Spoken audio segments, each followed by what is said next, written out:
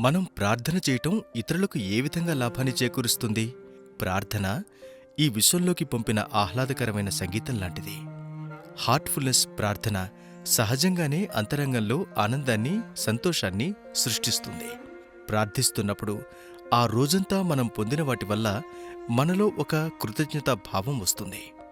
మనకు ఉన్న సాధక బాధకాలు అన్నీ మర్చి వదిలిపెట్టడం నేర్చుకుంటాం. క్షమాగుణం, నమ్రతలు అనుభవంలోకి వస్తాయి. ప్రార్థన చేయటం వల్ల మన హృదయాల్లోకి ఆహ్వానించబడిన అనంతమైన దివ్యత్వం నెలకొని ఉండడం వల్ల మనం చేసే ప్రార్థన విశ్వాన్నంతటినీ ప్రభావితం చేస్తుంది.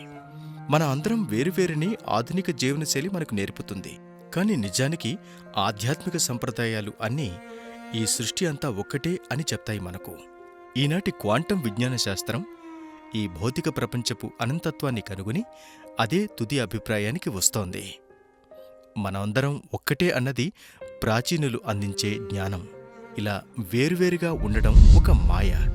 మళ్లీ మళ్లీ ప్రపంచవ్యాప్తంగా జరుగుతున్న శాస్త్ర ప్రయోగాల్లో దీన్నిప్పుడు నిరూపిస్తున్నారు.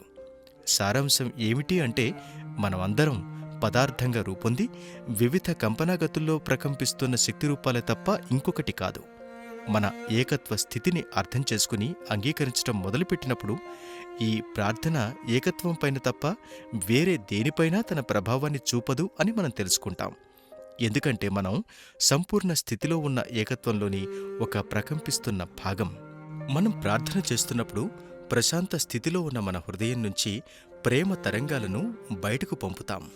ఈ ప్రేమకు ఉన్న ప్రతికంపన వల్ల అది అందర్నీ చేరుతుంది.